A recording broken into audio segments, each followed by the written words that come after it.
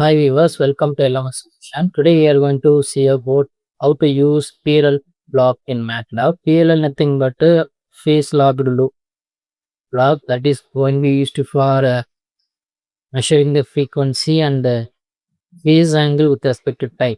PLL for in electrical engineering, we are using an grid inverter control, or the PLL going to be used for grid synchronization. When we are going to use and that means when we are going to integrate PV with the grid via inverter, we need to make some synchronization with the grid with that of inverter. For that we need to use PLL. Here I am going to explain how to use that PLL block in MATLAB.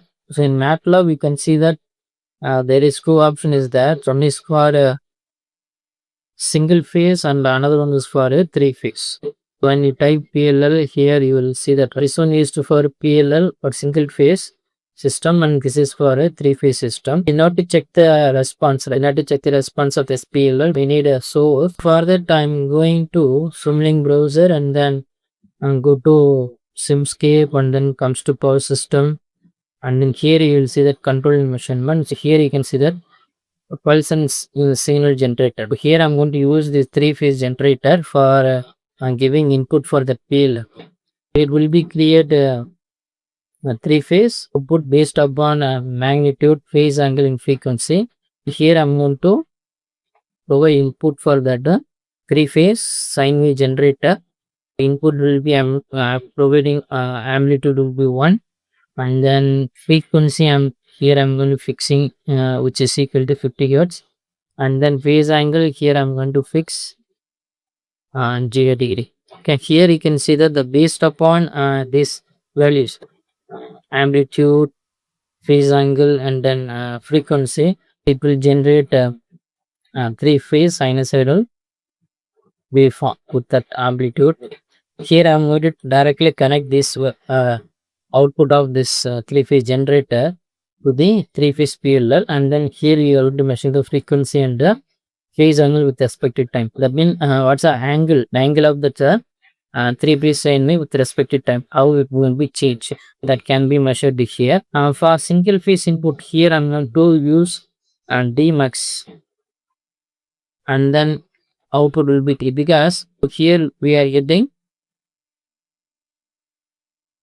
so the input will be 3, okay, output will be, here we are getting 3 output. I'm going to use only one output for testing the single phase PL. Next I'm going to use scope. Here I'm going to consider two scope. One is for omega t, another one is for frequency, and this is for frequency and this is for omega t. And then here I'm going to use two layout what to check the frequency and the omega t in the separate window. Everything will be set up. We need to check the detail here. When you click PL, here you have to provide the, and when we have default value, minimum frequency and then initial frequency and then regulator gain, everything. This model, right, it will be auto-tune automatically based upon input. So no need to do anything in this settings. Only change you can provide here is 50 hertz. So depends upon your system frequency, you can fix the initial frequency of that PLL be 50 hertz. Okay, in the remaining thing, I think it will be tuned automatically. So no need to do anything that block. And then here you can also change the initial frequency, which is equal to 50 hertz.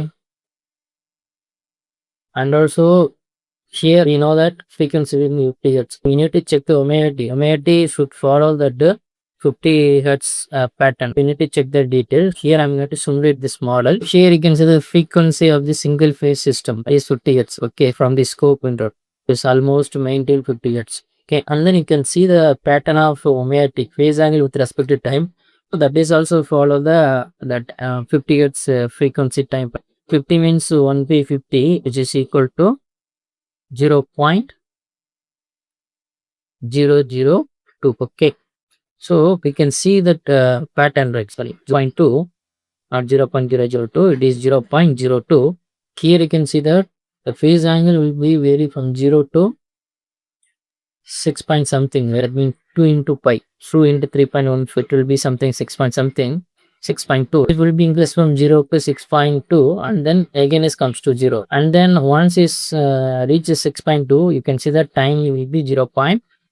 That means the phase angle for the single cycle take from 0 degree to up to 2 pi. Again it comes to 0 degree and goes to 2 pi with the change in that will with respect to that input voltage AC waveform.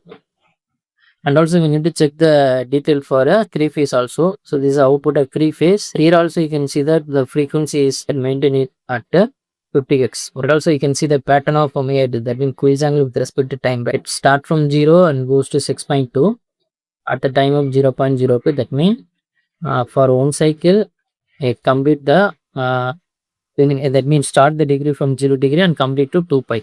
The time of 0.02 seconds. Follow that frequency. So I'm going to change the frequency now. Here I'm going to change the frequency to 100.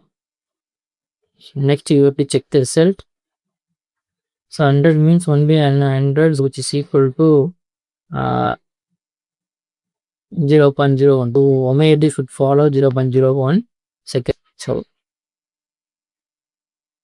now we can see that, and also here you need to change the initial frequency, that only we will get better result. So here you have to change frequencies 100 and then check the detail. Now you can see that we are getting almost that frequency rate variation almost around 100 hertz, and then you can see the pattern of that omega t, right? Follow that start from 0 and change up to 6.2, the time 0.01 second, 0.01 second, nothing but which is equal to 100x. So when you have to use PLL, we must change the initial frequency, then only we will get the better results from the PLL.